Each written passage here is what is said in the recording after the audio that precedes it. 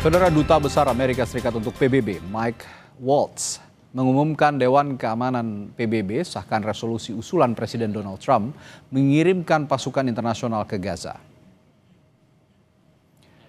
Dewan Keamanan PBB mengesahkan resolusi usulan Amerika Serikat untuk membentuk Dewan Perdamaian di jalur Gaza dan mengerahkan pasukan stabilisasi internasional. Dalam pemungutan suara, 13 negara mendukung rencana resolusi tersebut, sedangkan Rusia dan Tiongkok memilih abstain.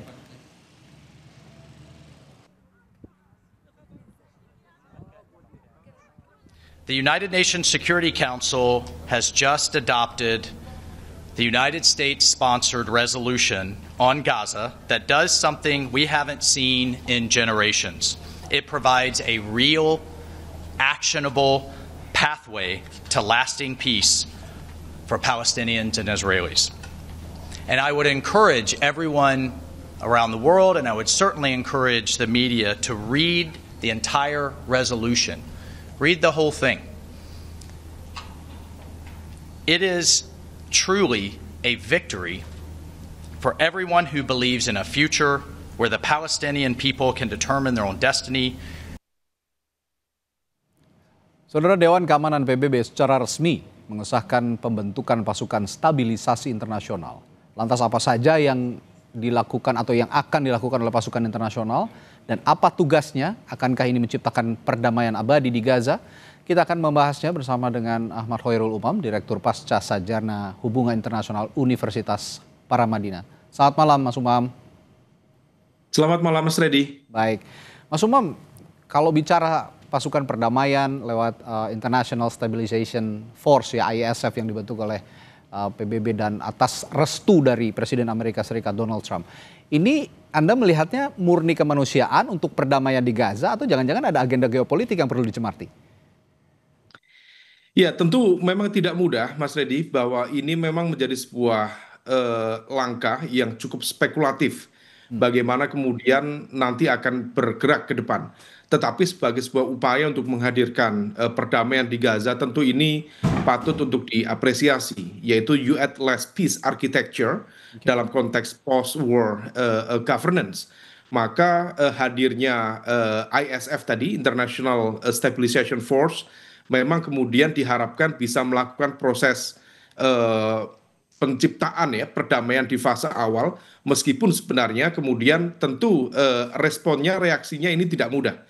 Karena bagaimanapun juga dari sisi Israel sendiri juga menyatakan sikapnya yang tegas untuk tidak menerima beberapa hal di dalam konteks kehadiran ISF ini, dan juga Hamas sendiri juga menyampaikan bahwa ini sebagai sebuah US-led peace architecture yang sifatnya dipaksakan.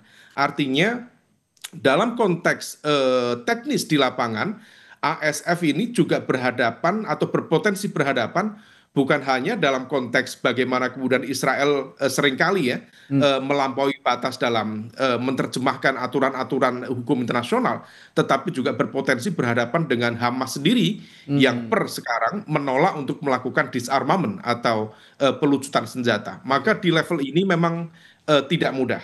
Dan selain itu, Mas Reddy, terkait dengan Board of Peace yang tampaknya akan diketuai langsung oleh Presiden Trump, tampaknya ini kemudian juga bisa menciptakan kebingungan tersendiri ya, karena ekspektasi dunia Islam, ekspektasi termasuk komunitas Eropa untuk menghadirkan two-state solution dalam resolusi ini memang tidak begitu clear. Maka statement yang tadi kalau misal kita baca, memang ada betul terminologi independent Palestine, ada juga pathway to Palestine self-determination and statehood, tetapi memang dalam pembahasan yang cukup berbelit, dan itu tampaknya menjadi sebuah pola diplomasi yang dilakukan oleh Amerika Serikat untuk meredam ketegangan di dalam politik domestik Israel itu sendiri. Jadi memang dinamikanya cukup light di sana, Mas Reddy. Tapi dalam konteks politik internasional misalnya Mas Umam, menurut Anda apa makna ketika Dewan Keamanan PBB akhirnya sepakat mengirim pasukan ke Gaza? Padahal sebelumnya kan selama ini banyak usulan tersendat oleh veto. Ya, memang ini diakui atau tidak menjadi sebuah wajah baru yang seolah kemudian menunjukkan warna yang berbeda dari pendekatan multilateralisme. Karena selama ini PBB dianggap gagal dalam menciptakan sebuah komitmen-komitmen konkret dalam upaya penyelesaian konflik di Gaza. Dan per hari ini justru menunjukkan komitmen yang cukup solid. Memang ada political will of the top political leader di dalam konteks sistem atau struktur politik internasional. Dalam konteks ini adalah Presiden Amerika Serikat, Donald Trump. Maka kemudian 13 berbanding kosong, meskipun memang ada Rusia dan juga China yang memilih abstain, tetapi abstainnya China dan Rusia itu kemudian secara tidak langsung memberikan ruang yang terbuka bagi UNSC, United Nations Security Council, untuk mengeksersis keputusan ini. Memang tidak mudah karena bagaimanapun juga tantangannya cukup beragam, tetapi sebagai sebuah langkah awal menuju hadirnya perdamaian, menuju hadirnya two-state solution, tentu upaya untuk menghadirkan ISF di tengah ruang konflik yang selama ini betul-betul sulit untuk diredam, ini menjadi langkah maju yang harus diapresiasi. Memang Mas Redi, kita tidak banyak pilihan, tetapi sebagai sebuah fakta keputusan, ini adalah langkah positif yang patut diapresiasi bersama. Baik, nah saya masuk ke ISF lagi. Bagaimana mandat ISF ini bisa selaras dengan prinsip-prinsip piagam PBB misalnya. Khususnya pasal 24 kalau saya baca ini tentang tanggung jawab Dewan Keamanan dalam menjaga perdamaian internasional. Toh selama ini Dewan Keamanan bertugas untuk menjaga perdamaian dunia.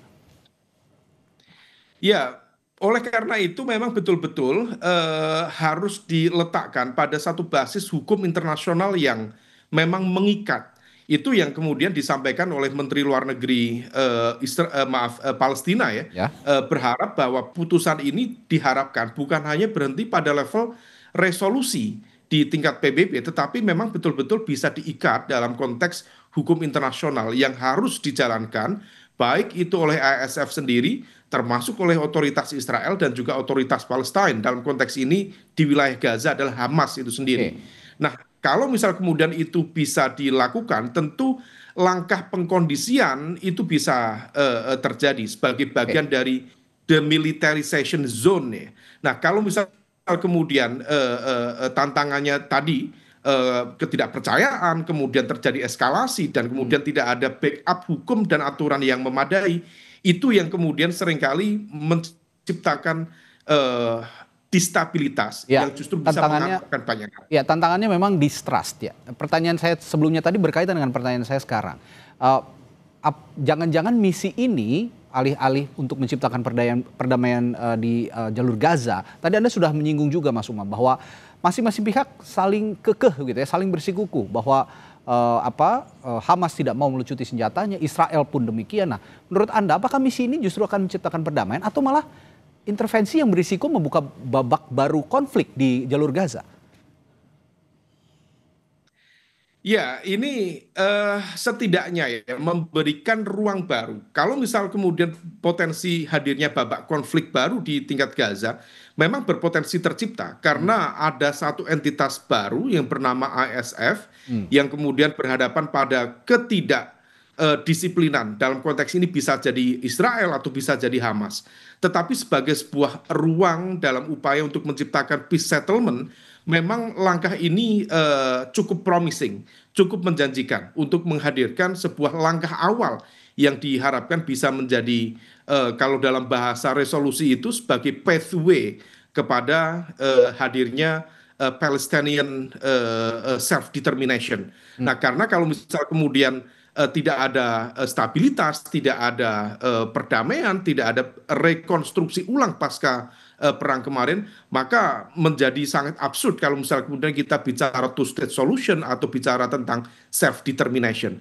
Maka dalam gambar besar, dalam konteks struktur politik internasional, ini merupakan ruang yang cukup baik, meskipun dalam perspektif China dan juga Rusia ya, termasuk dalam perspektif Hamas, ini adalah sebuah cara yang dalam tanda kutip agak dipaksakan oleh Amerika Serikat. Tetapi masyarakat internasional tentu tetap melihat meskipun ini sifatnya agak dipaksakan karena China dan Rusia mengaku mereka tidak sama sekali tidak membaca atau tidak tahu bagaimana susunan prinsip-prinsip di dalam resolusi itu sehingga tidak sempat membahas secara lebih detail. Ya. Tetapi sebuah gambar besar tentu ini bisa menghadirkan sebuah prekondisi, jadi prakondisi bagi hadirnya perdamaian yang lebih menjanjikan di Gaza ke depan, Mas Ya, Reddy. perdamaian yang lebih menjanjikan, tapi terlebih Dewan Keamanan PBB juga harus memiliki indikator keberhasilan yang dipegang agar misi ini tidak menjadi sekedar simbolik saja, tapi benar-benar memulihkan keamanan dan